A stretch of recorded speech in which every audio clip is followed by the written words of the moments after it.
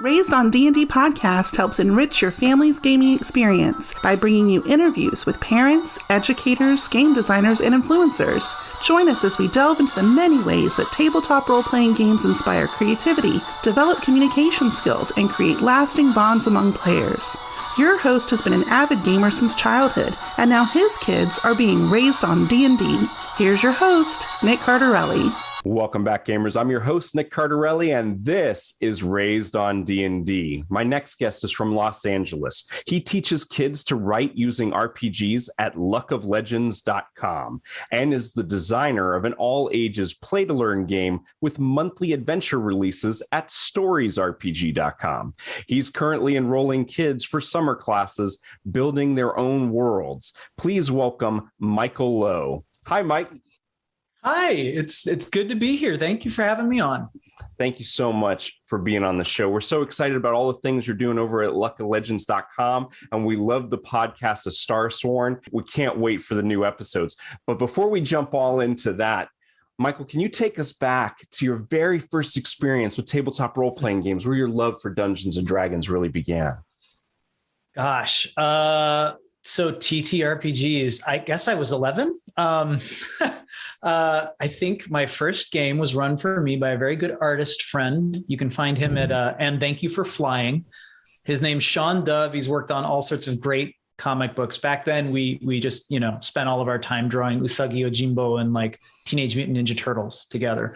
But he ran AD&D for me, and I think my first inkling that I was a sort of pacifist gamer was, he gave me a half-elven bard, and I met a Balrog, and I was incredibly polite. And he at some point stopped and was like, "Aren't you gonna like whip out your sword and yell at him?" And I was like, "Well, I don't know this guy. I don't know what his whole thing is. Like, I'm just saying hello. Like, seems like a terrible move to just, go rushing at people with blades out." So I started building games very shortly after that.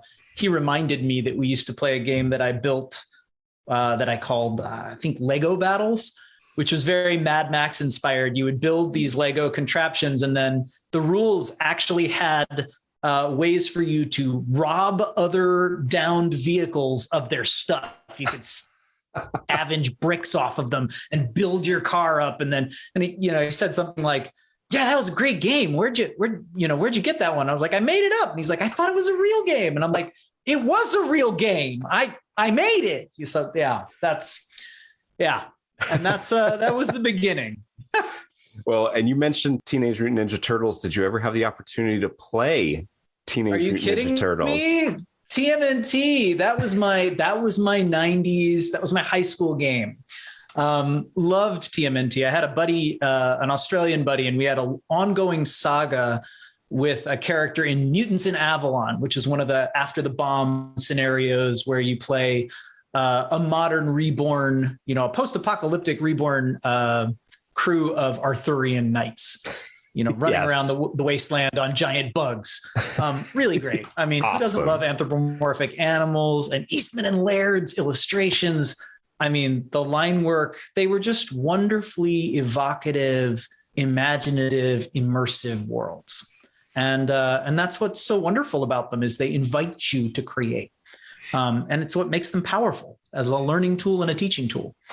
Palladium Books TMNT was our very first tabletop role-playing game. And then it was my older brother's best friend who said, "You know what? I want to show them Dungeons and Dragons," and said, "Invite all your buddies over," and ran us on our first second edition was where it was.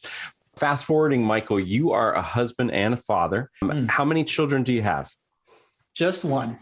And how old is he? I'm always impressed when people are like 2 or 3. I'm like, wow, you have far more energy.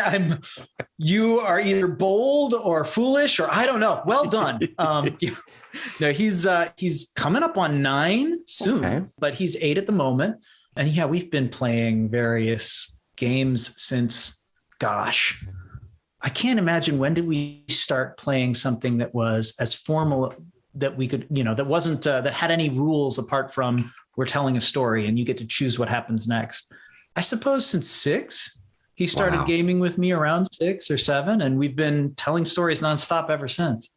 That's fantastic. I'm one of those brave or foolish people who has three, and Oh my gosh. and not even like spaced apart appropriately. No, they're all little stair steps, 17 months apart, and they were all tiny together. And that's when we started gaming. Was I just needed a little bit of peace, and now it's 11 years later from that. Oh wow! And we actually have started our final campaign, and we say final. Why would you put an end on it? What are you doing? We call it always an epilogue.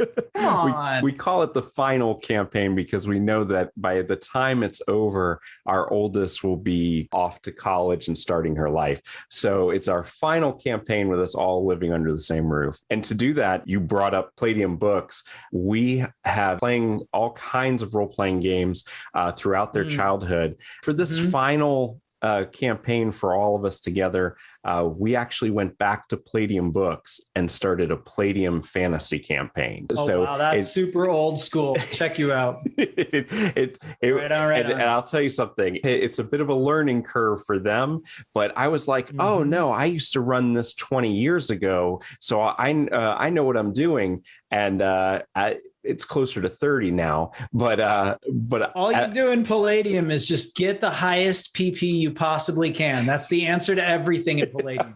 If you're take every skill that increases your stats. That's it. Get all the training that increases the physical stats and max your PP. That's it. That's good to go. There it is. It's random. Well, you're playing tabletop role-playing games with your son now for years, and you've already mentioned that even early on you started designing games. You came up with Stories RPG system. Now, how did that all come about? Well, so I'm a big believer in excellent design, and I think one thing that's very interesting about most games, and one thing that I think a lot of people don't understand about game design, is that it's possible to have a wonderful table experience with a game that's terribly designed. And it's also possible to have an absolutely awful experience with a game that's beautifully designed. The trick of it is well-designed games do a couple things. One of them is they deliver on the promise of the premise. So what does this game evoke? What does it tell me it's about? What is the art? What is the immersive world that it's offering me? And does the rule system and the ways in which it introduces how to do these things, does that deliver on that experience? Does it give me that kind of immersion, right? Right. And as an educator, one of the reasons I developed Stories RPG is I had a local crew that was playing with my son. We gamed pretty regularly every couple of weeks, and they would come over, and I was running a system that worked wonderfully at the table that I had generated that was non-combat oriented, more story oriented. And when the pandemic hit, we looked to move online, and I've built a lot of games for a lot of different reasons. And in this case, when we made the shift, I said, okay, I'm running classes for high schoolers every day. I have limited energy. I can't afford to build something new. Let me see what's out there. And I grabbed fifth ed and I started running, Lost Mine of Pandelver. And very quickly, I ran into a problem. And that problem was I didn't like what D&D forced the kids to do, which was to imagine things as violent conflict. Most of the adventures were structured around the idea that you would get into a fight and you would hurt or kill other people as a way of solving problems. And as an educator, personally, I feel that's, and also as a parent and as a person, ethically speaking, I find that violence usually doesn't solve problems. It creates cycles of trauma. And I found that the kids weren't really interested in violence. They wanted to do a lot of other things, but the system didn't always support them in making those choices. So, if for anyone out there who loves a good combat, great, do you?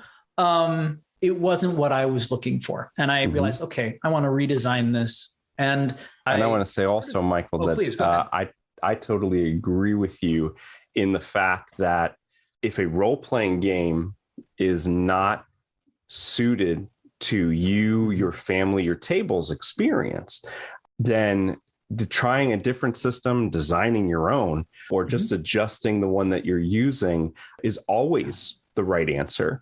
I think the rules are there as a guideline. I think I think even a module that takes you from encounter to encounter should be looked at as a guideline. Oh, sure. I've told this story before, but kids will always surprise you when they try to find a non-combat resolution for a problem. When my children were very small, I remember a lich getting a very strong talking to about his alignment and being lectured to try and turn him good so they wouldn't have to fight him.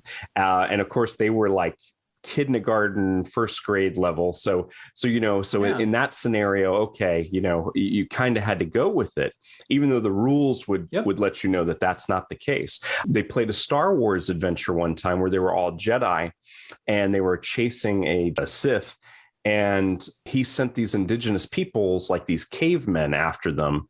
And I thought for sure that they were going to just, they were like 8, 9, and 10 with lightsabers. I'm like, here it comes. They're just going to hack these cavemen up gleefully. But instead, they use their force powers to lift up the cavemen and put them into a fast moving river. And I was shocked. I was so shocked I had to stop the game. They avoided the combat. And I said, why did you do that? Because I was genuinely curious, like, what their thought process was, because they didn't have a discussion about it at the table. They all just kind of looked at each other, and that's what they did. And they said, well, it wasn't their fault.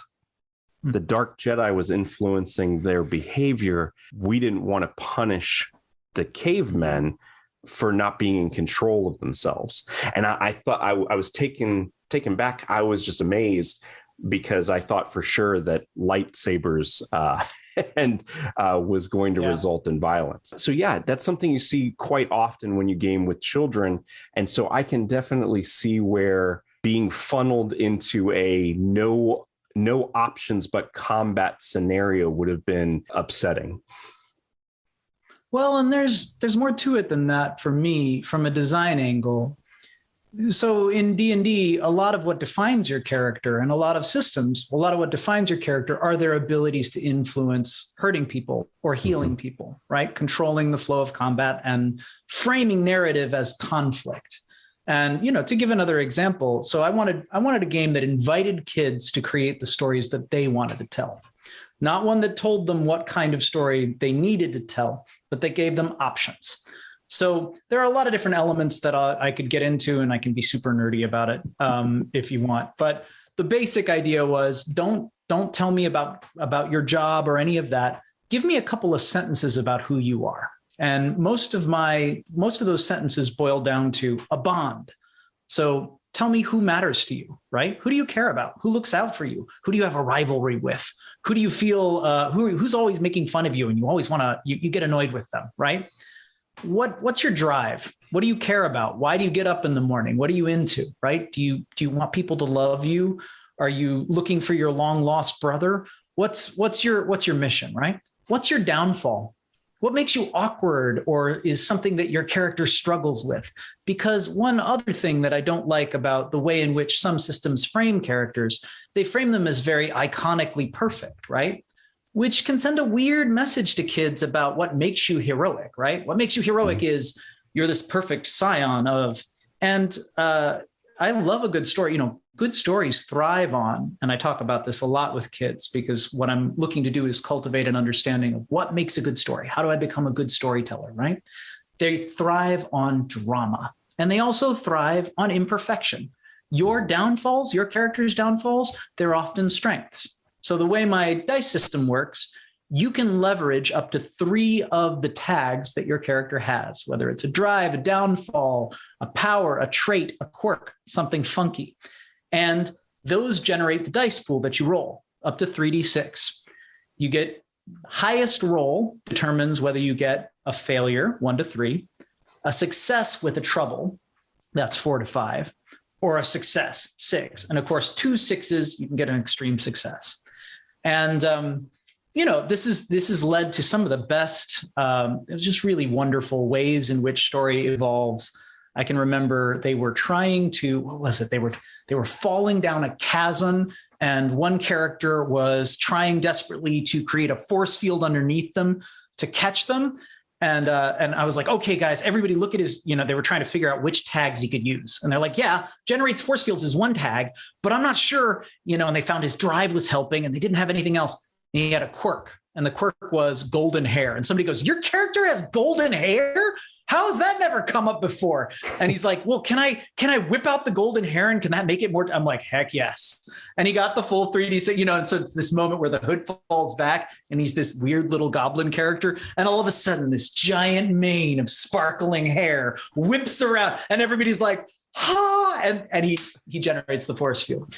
But the goal is, of course, to celebrate the weirdness and the funkiness. I've had so many kids who've played characters with downfalls like hyperactive or cripplingly shy, and those end up being benefits in situations where they need an extra die, because sometimes your downfall is really your strength. It's something that makes you unique and it makes the story interesting. There's also an element in stories where I've created a mechanic called drama clocks. So sometimes people will say, well, if they're not fighting, how do you get drama? And to me, I actually find violence to be, in a way, this is my argument here, narratively boring. It's the equivalent of a punt. I don't have anything really interesting to do, so somebody pulls out a weapon. Everybody get ready. There's so many ways to generate drama in a scene. And the drama clock, what it does is it says you get this many moves to generate this many successes. And if you don't generate this many successes, there's a consequence. Something bad's going to happen. And there's a time limit on it. So, example, in the last game I just played, there was a drama clock attached to rescuing a stampeding herd of lightning bolts who were going to go off a cliff. And it was like, okay, well, what can we do to either stop them, divert them? How do we get them to stop? And it required everybody working together and using whatever abilities they had in whatever creative ways they liked and making different kinds of moves in order to, save them. And there was a lot of spell casting. There was some, use of various magical pets, and it was very dramatic. But the key is generating an interesting, engaging, edge of your seat story that's fueled by characters and fueled by drama, not by combat or fighting.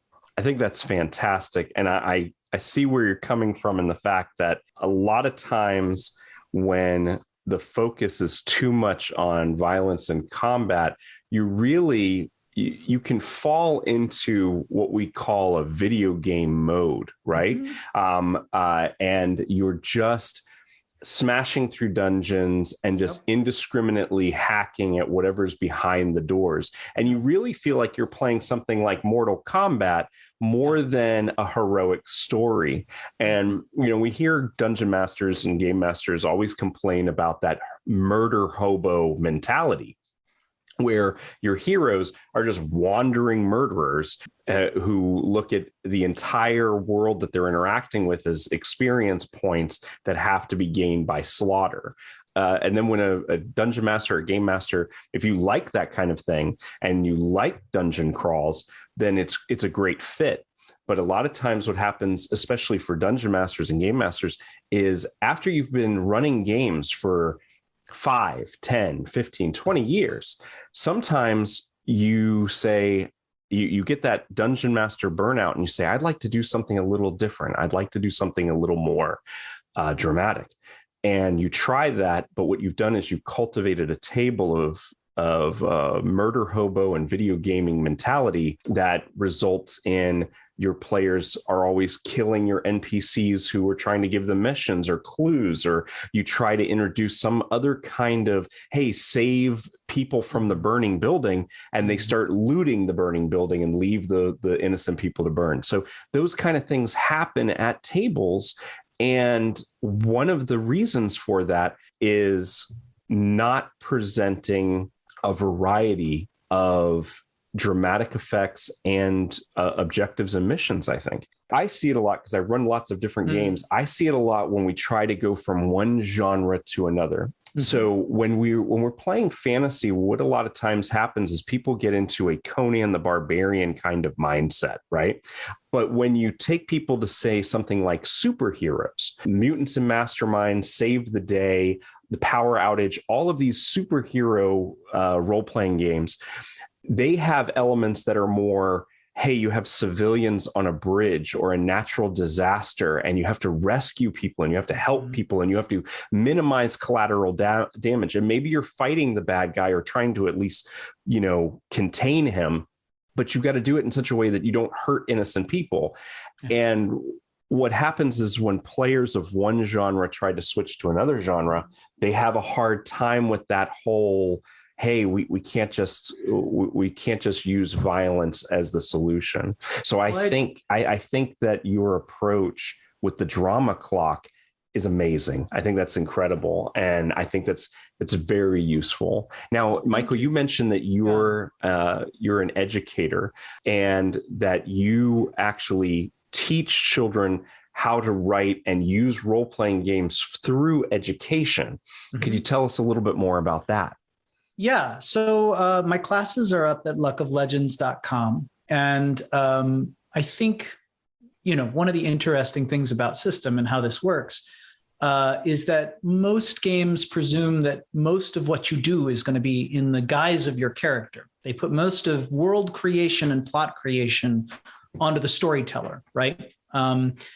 And I reverse that. So we have a rule in my games. The way they work is the first day, everyone gets to vote on a setting. And I have about 9 different settings, and kids are always generating new ones. So for instance, right now I've got a young gods game where the kids decided they wanted to play as nascent gods in a world where the old gods needed to be, had problems and they were oppressive and needed to be overthrown. And I've got another one, RimWorld Rebels, where the kids decided they wanted to play in a cyberpunk future.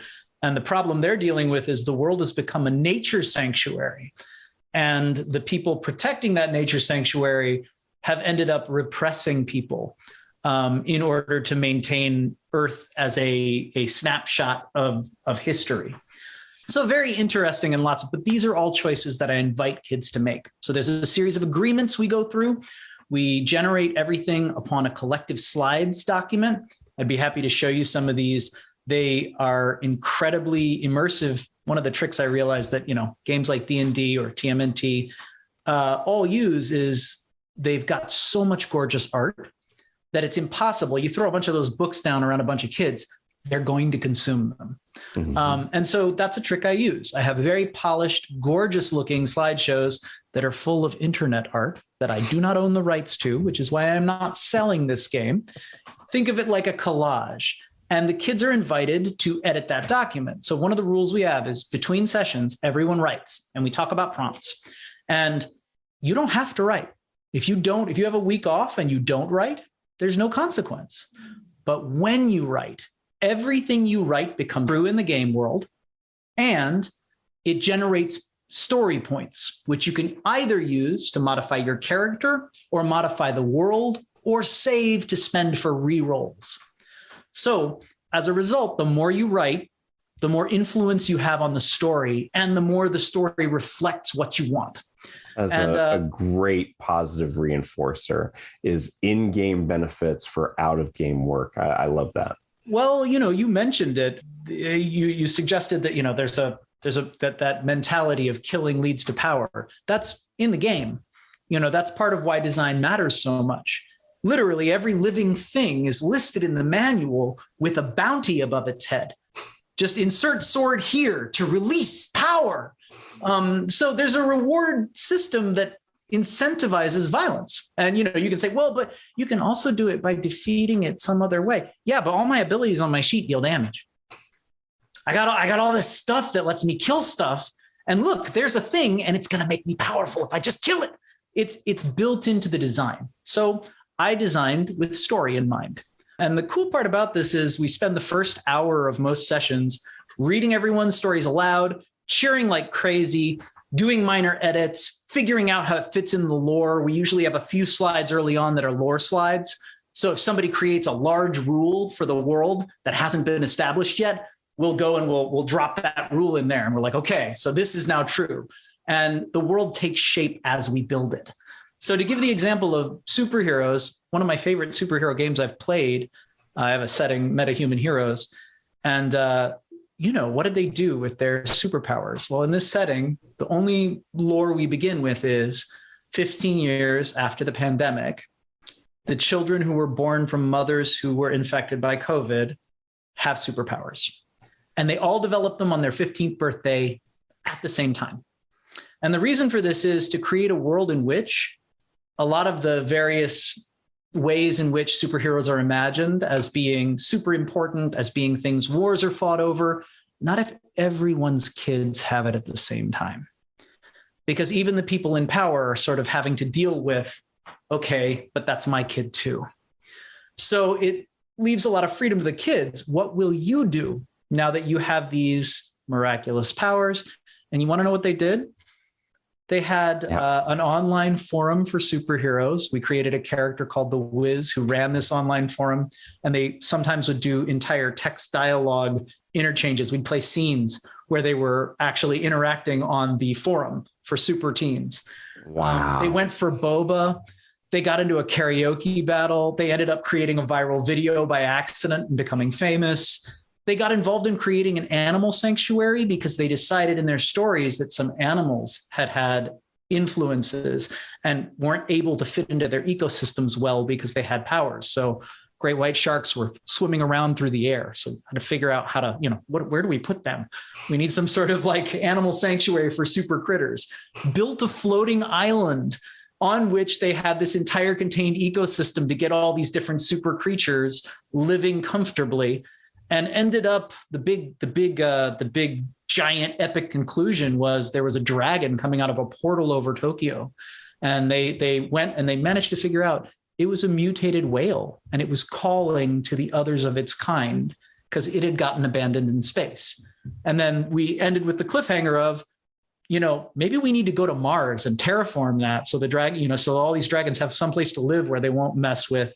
And, none of that would have been possible if I, as the storyteller, had come in and told them. And we have this, this idea that we as adults need to structure the story for them. Kids don't need that. They need help figuring out how to have agency, figuring out how to engage with each other, to create culture as a collaborating group together, and to create stories and figure out how to weave those stories together. So I am not I'm not the boss. I am the facilitator. I help them tell those stories. I help them create that world. I help them make those stories become compelling and motivating. So, and it's led to, it's just ridiculous. They'll write, that RimWorlds game, it's my Friday game. It's already almost 150 slides long. Wow. It's been 2 weeks. They've had 2 classes. Every one of these kids is writing 20 to 30 pages a week. They're getting no credit for school. They're getting nothing but the joy of generating this story together. And they're also obsessively challenging themselves with all the narrative details. We get into things like, okay, don't use said and asked anymore. Instead of like verbs for speaking, use descriptions of what the character is doing. So he folded his arms across his chest and frowned, and then give the line. That way you don't have to say said anymore. We know who's talking, but you get to build the physical awareness of the character. Details like that are something you never get to deal with in a standard classroom.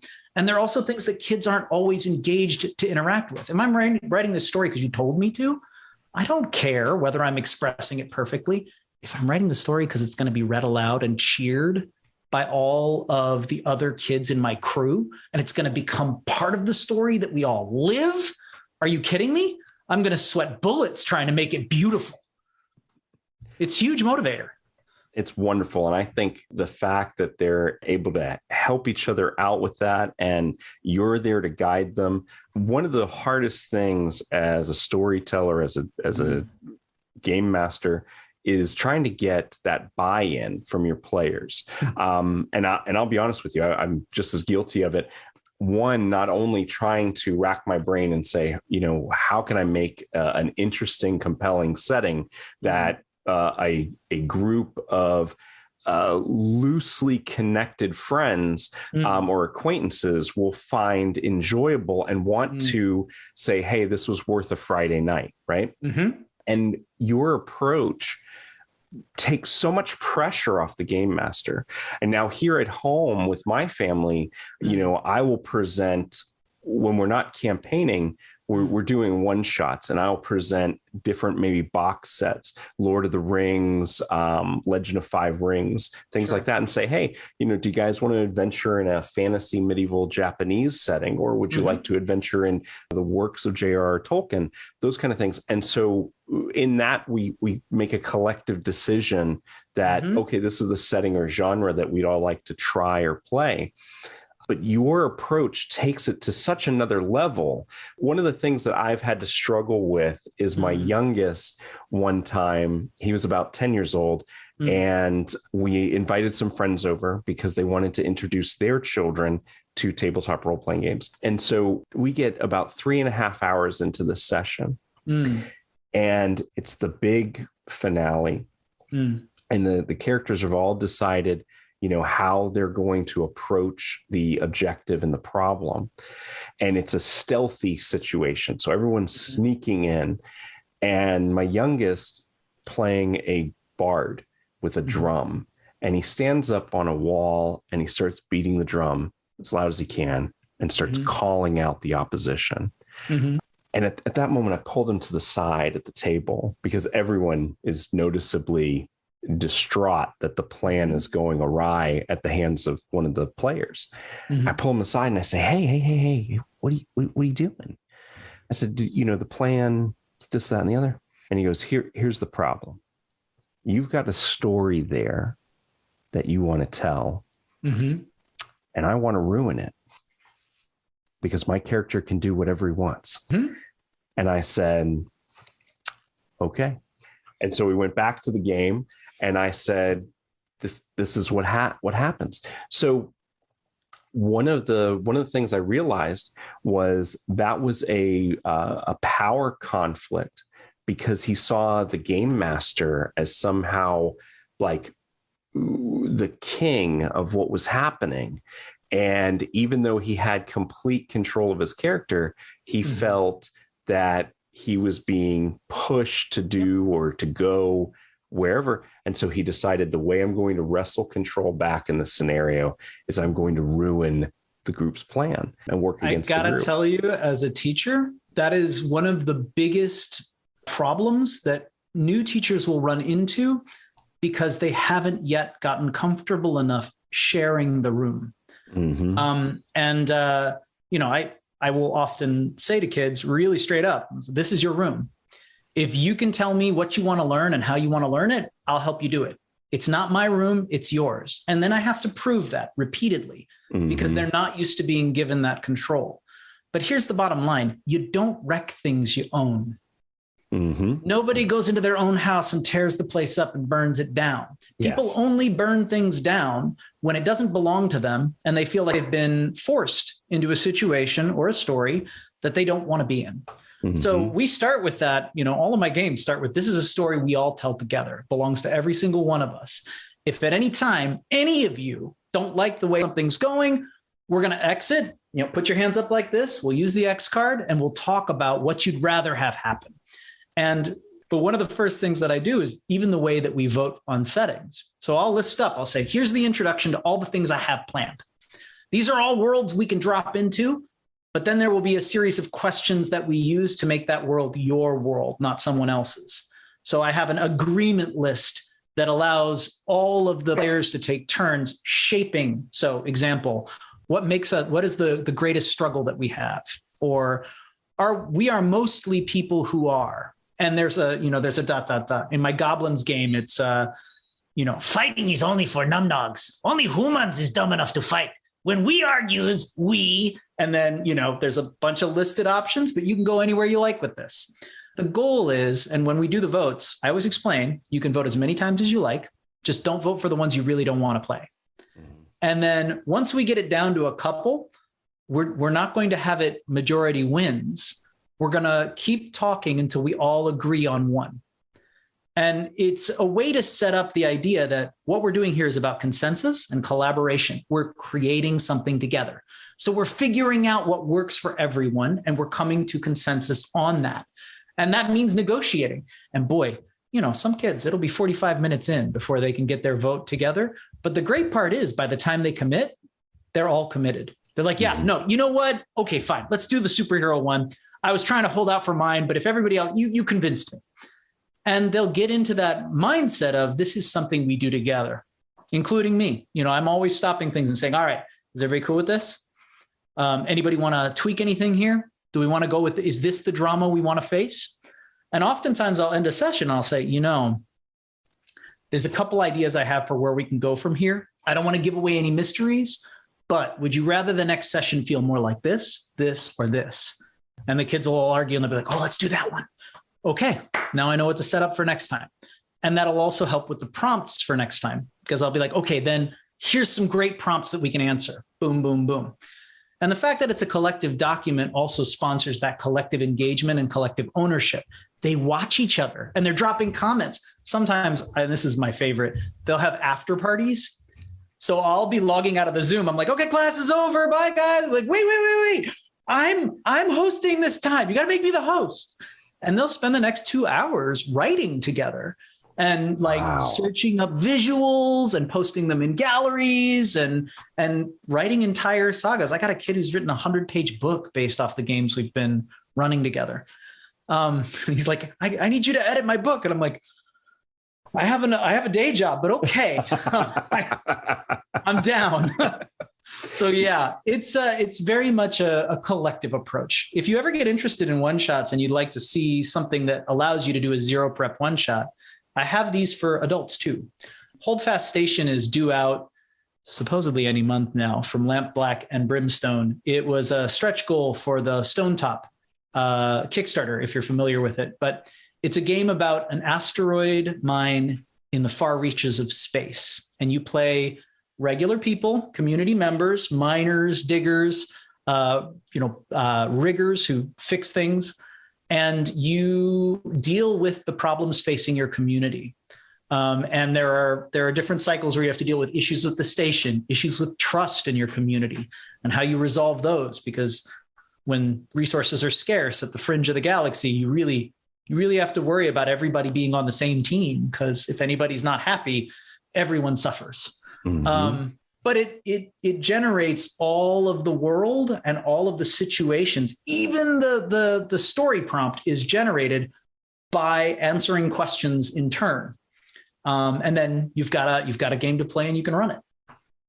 That's incredible. And now you have a actual play podcast for the Stories RPG system, but that is your Star Sworn setting, right? Yeah. So, technically speaking, storiespodcast.com is where Daniel Hines, my collaborator, has been. This is crazy. So when my son was very young, from about 4 months to a year and a half, he had a respiratory problem. And there were a lot of sleepless nights that we had to stay up listening to him breathe, watching his chest, and also just keep him calm. And we were listening to Stories podcast and, endlessly during that time and all the way up through his childhood. And I ended up working with Daniel Hines, the guy who had written all these brilliant stories that my family had really benefited so greatly from on the storiesrpg.com game. And while we were building the game, we got to talking and I said, I'm a big believer in democratizing gaming, right? Everybody could play this stuff. It's not that hard. Everyone can be at the table. You don't need to learn a complicated system. How do you make a thing that helps folks play without having to have someone else introduce the hobby, right? Without having to be invited to a table. And so storiesrpg.com and the Star Sworn series was born out of that. I said, you've got all these great worlds. So one of them is Max Goodname, and it's a setting he based on D&D. It's a fantasy campaign. Max Goodname is a young squire who wants to be a knight. His first story in that arc is him going to a competition, and he doesn't have any armor, but he meets an illusionist who creates illusory armor. And then he has to make the decision to do the dangerous thing of risking his life to compete in this tournament, jousting tournament, and try to win so he can get his knighthood. And he has many episodes in that series. And I said, we already had the idea for a coloring book that was a play to learn game. So you open it, it says, read this out loud. Okay, make some decisions. All right, turn the page. Okay, look at this map. Choose where you want to go. Okay, turn to that page. All right, answer a few questions. All right, you're in this scene. What do you want to do to change things? How are you going to make the move? Make a roll. Along with all these very compelling illustrations. And I said, what would be great? As I said, it'd be really great if somebody had an AP for kids where they could do what Critical Role has done for adults and get the idea of how the game works. And he said, I'm in. So he started releasing, he runs a AP pod for his cast for Max Goodname. And they play their characters from the original series, and they're in a parallel storyline to these print and play downloadable activity RPG books for kids. So you can literally print this thing off and play through the Starfall Fair as chapter 1. The second chapter has you looking for the Frog Witch in the far swamps to find out about your powers that you've gained when the stars fell. The third is the Celestial Conservatory, where you're going to a new school for Starsworn who have these strange powers, and ends with an airship race that's very dramatic. And we have a whole storyline planned out. We're hoping for up to 10 volumes of this, and each of them is about 40 pages. Wow. And easily, honestly, 10 hours of gameplay if you want to get hardcore about it. Each volume, because, there's up to 5 different drama clocks and encounters, and each issue also releases more of the system. So it's not front loaded like most systems. Learn all this stuff and now you can play. It's play. And as you play, new things come to you. So, and it also incorporates a lot of the writing tricks and the stuff for getting kids really generating their own stuff. I don't know. It's been a labor of love for me, and I'm totally into it. So I could talk all day about it. Apologies. Well, Michael, I love all of that. And nothing is better than role-playing games fostering creativity and teaching communication, life skills, how to get along, how to come to a consensus, small group dynamics, all of those things. And it sounds like what some tabletop role-playing games do by accident, you have purposely enabled your game to help children and adults learn how to do those things. I think it's amazing. I can't wait to see the things that are coming out from luckoflegends.com. I hope that the folks listening, I know a lot of your fans are listening right now, but I hope a lot of the folks around the world in the 52 plus countries that listen to Raised on D&D are going to go to your website. They're going to download those things and they're going to check it out and try the system, because I love everything that you've been talking about. I can't wait to try it myself. Michael, thank you so much for being on the show, but thank you so much for what you're doing for the gaming community and enriching the lives of so many people. It's absolutely a pleasure. Thank you so much for having me. It's always exciting to talk about this stuff. I think so many people, I'm sure your listeners know, but so many people don't understand how wonderful gaming can be, and that collective storytelling is just one of those transportive experiences that teaches you, but lets you bond with people and create culture and really lasting friendships. It's why we all are in it, right? That's right.